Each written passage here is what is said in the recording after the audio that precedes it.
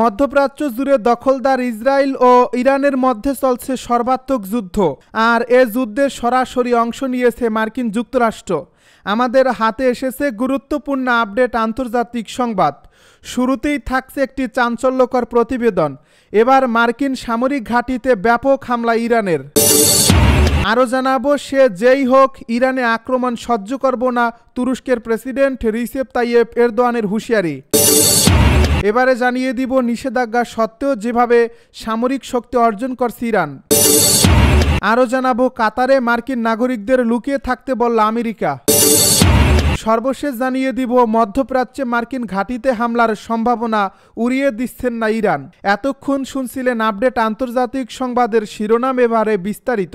তবে তার আগে অনুরোধ রইল ভিডিওটিতে একটি লাইক এবং কমেন্ট করে জানিয়ে দিন ভিডিও সম্পর্কে আপনার মূল্যবান মতামত। আরও জানিয়ে দিন ভিডিওটি কোথা থেকে দেখছেন বা কোন জেলা থেকে দেখছেন। এবার মার্কিন সামরিক ঘাঁটিতে ভয়াবহ হামলা। ইরান ইসরায়েলের চলমান সংঘাতের মধ্যেই এবার সিরিয়ায় একটি মার্কিন সামরিক ঘাঁটিতে মর্টার হামলা হয়েছে। দেশটির উত্তর পূর্বাঞ্চলে হাসাকাহা প্রদেশের কাশরুক এলাকায় এই হামলার ঘটনা ঘটে। সোমবার ইরানের সংবাদ মাধ্যম মেহের নিউজ এক প্রতিবেদন এই তথ্য জানিয়েছে। প্রতিবেদনে বলা হয়, কাশরুক অঞ্চলে মার্কিন ঘাঁটিতে হঠাৎ করে মর্টার হামলা চালানো হয়। তবে এ হামলা কে করেছে, হামলার ধরন বা এতে কি পরিমাণ ক্ষয়ক্ষতি হয়েছে সে বিষয়ে এখন স্পষ্ট কোনো তথ্য প্রকাশ করা হয়নি। ঘটনার পরপরই মার্কিন সেনারা পুরো ঘাঁটির চারপাশ ঘিরে ফেলে এবং ওই এলাকায় নজরদারি বাড়িয়ে দেয়। প্রত্যক্ষদর্শীরা জানিয়েছেন এলাকা জুড়ে সামরিক ড্রোন ও হেলিকপ্টারের টহল লক্ষ্য করা গেছে। সে যেই হোক ইরানে আক্রমণ সহ্য করব না, এরদোয়ানের হুঁশিয়ারি। ইরানে যেই আক্রমণ করুক না কেন তা সহ্য করবেন না বলে হুঁশিয়ারি দিয়েছেন তুরস্কের প্রেসিডেন্ট রিসেপ তাইয়েপ এরদোয়ান। খবর আনাদুলো এজেন্সির। সোমবার আনাদুলো এক প্রতিবেদনে বলা হয়েছে, ইসরায়েল বা তার মিত্রদের পক্ষ থেকে ইরানে যে হামলা চালানো হচ্ছে সেটি থেকে বড় ধরনের বিপর্যয় ঠেকাতে জোরালো চেষ্টা চালিয়ে যাচ্ছে তুরস্ক। এরদোয়ান বলেন, আঙ্কারা কখনোই ইরানের সার্বভৌমত্ব ও আঞ্চলিক নিরাপত্তার বিরুদ্ধে কোনো হামলাকে সমর্থন করে না। ওই হামলা যে পক্ষ থেকে আসুক না কেন স্পষ্টভাবে আমরা আমাদের প্রতিক্রিয়া জানাবো। এদিকে ইরানের উপর ইসরায়েল ও মার্কিন হামলাকে একেবারেই বিনা উস্কানিতে আগ্রাসন বলে মন্তব্য করেছেন রাশিয়ার প্রেসিডেন্ট ভ্লাদিমির পুতিন। ইরানের জনগণ সহায়তা দিতে রাশিয়া প্রস্তুত বলেও জানান তিনি।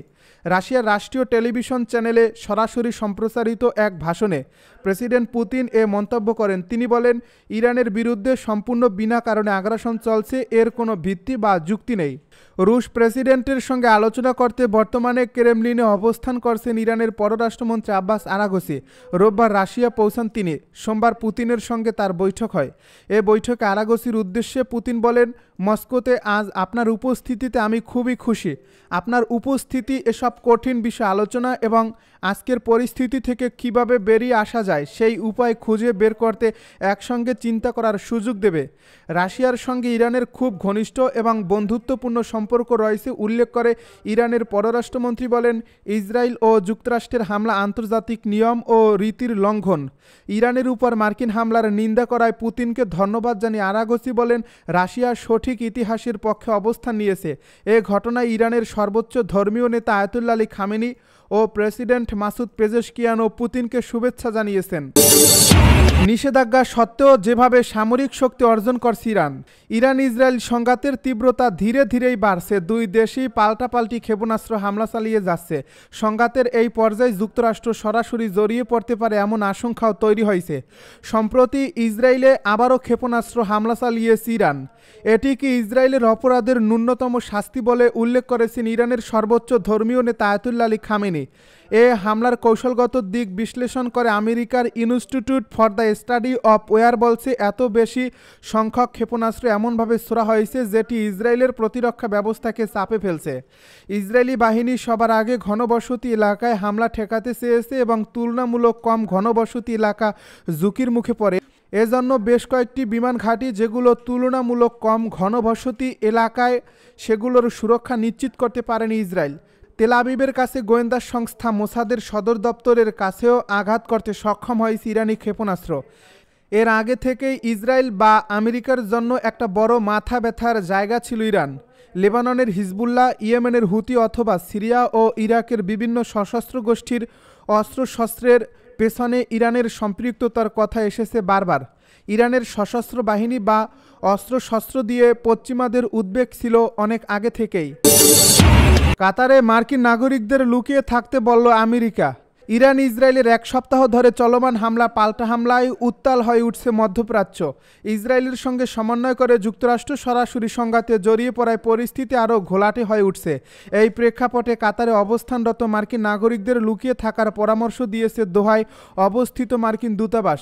স্থানীয় সময় সোমবার দূতাবাসটি এক সতর্ক বার্তায় জানায়, সতর্কতা হিসেবে আমরা কাতারে অবস্থানরত মার্কিন নাগরিকদের পরবর্তী নির্দেশ না দেওয়া পর্যন্ত যেখানে আছেন সেখানেই অবস্থান করতে বলছি। খবর সিএনএনের।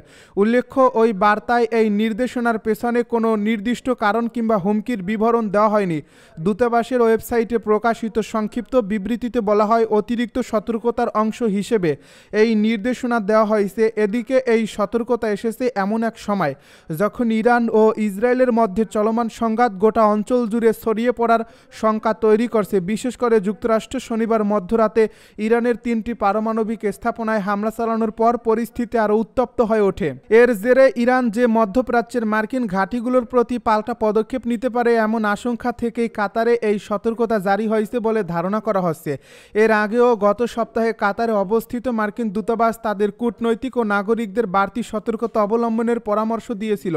কাতার দীর্ঘদিন ধরে যুক্তরাষ্ট্রের অন্যতম ঘনিষ্ঠ নিরাপত্তা মিত্র। দেশটিতে অবস্থিত আল উদেইদ এয়ারবেস হল যুক্তরাষ্ট্রের মধ্যপ্রাচ্য অঞ্চলের সর্ববৃহৎ সামরিক ঘাঁটি। এই ঘাঁটি থেকেই যুক্তরাষ্ট্র তাদের আঞ্চলিক বিমান অভিযান এবং নিরাপত্তা তৎপরতার বড় একটি অংশ পরিচালনা করে থাকে। প্রসঙ্গত 2023 সালে যুক্তরাষ্ট্র এই ঘাঁটিতে তাদের সামরিক উপস্থিতি আরও 10 বছরের জন্য বাড়ানোর গোপন চুক্তি করে কাতারের সঙ্গে। একই সঙ্গে 1992 সালে স্বাক্ষরিত প্রতিরক্ষা সহযোগিতা চুক্তিও সংশোধন করা হয়, যা পারস্পরিক নিরাপত্তা সম্পর্ককে আরও দৃঢ় করে। বিশ্লেষকেরা মনে করছেন এই সতর্কতা কেবল একটি প্রোটোকলগত সিদ্ধান্ত নয়, বরং এটি মধ্যপ্রাচ্যে চলমান ভূ রাজনৈতিক অস্থিরতার একটি সরাসরি প্রতিফলন। যদিও কাতারে এখনও কোনো সরাসরি হামলার শঙ্কা দেখা দেয়নি, তবে সেখানে অবস্থানরত মার্কিন সামরিক ও কূটনৈতিক স্থাপনাগুলো একটি উচ্চ ঝুঁকিপূর্ণ লক্ষ্যবস্তুতে পরিণত হতে পারে বলেই এই ব্যবস্থা নেওয়া হয়েছে। মধ্যপ্রাচ্যে মার্কিন ঘাঁটিতে হামলার সম্ভাবনা উড়িয়ে দিচ্ছে না ইরান। ইরানের শিক্ষা ও গবেষণা বিষয়ক উপ পররাষ্ট্রমন্ত্রী সাইদ খাতিবজাদে জানিয়েছেন, পারমাণবিক স্থাপনাগুলোর উপর যুক্তরাষ্ট্রের হামলার জবাবে কিভাবে প্রতিক্রিয়া জানানো হবে সে সিদ্ধান্ত ইরান নিজের মতো করেই নেবে। তেহরান থেকে আল জাজিরাকে দেওয়া এক সাক্ষাৎকারে খাতিবজাদে বলেন, মধ্যপ্রাচ্যে মার্কিন সামরিক ঘাঁটিগুলোতে ইরানের হামলার সম্ভাবনা উড়িয়ে দেওয়া যায় না। তিনি আরও বলেন, কখন, কিভাবে এবং কোন মাত্রায় আমেরিকানদের জবাব দেওয়া হবে সে সিদ্ধান্ত ইরান নেবে। ফোর্দোর মতো পারমাণবিক স্থাপনায় যুক্তরাষ্ট্রের হামলাকে তিনি আন্তর্জাতিক আইনের চরম লঙ্ঘন ও ভয়াবহ ভুল বলে অভিহিত করেন। এদিকে ইরান ইসরায়েলের চলমান সংঘাতের মধ্যে এবার সিরিয়ায় একটি মার্কিন সামরিক ঘাঁটিতে মর্টার হামলা হয়েছে। দেশটির উত্তর পূর্বাঞ্চলে হাসাকাহ প্রদেশের কাশরুক এলাকায় এ হামলার ঘটনা ঘটে। সোমবার ইরানের সংবাদ মাধ্যম মেহের নিউজ এক প্রতিবেদন এই তথ্য জানিয়েছে। প্রতিবেদনে বলা হয়, কাশরুক অঞ্চলে মার্কিন ঘাঁটিতে হঠাৎ করে মর্টার হামলা চালানো হয়। তবে এ হামলা কে করেছে, হামলার ধরন বা এতে কী পরিমাণে ক্ষয়ক্ষতি হয়েছে সে বিষয়ে এখন স্পষ্ট কোনো তথ্য প্রকাশ করা হয়নি। ঘটনার পরপরই মার্কিন সেনারা পুরো ঘাঁটির চারপাশ ঘিরে ফেলে এবং ওই এলাকায় নজরদারি বাড়িয়ে দেয়। প্রত্যক্ষদর্শীরা জানিয়েছেন, এলাকা জুড়ে সামরিক ড্রোন ও হেলিকপ্টার টহল লক্ষ্য করা গেছে।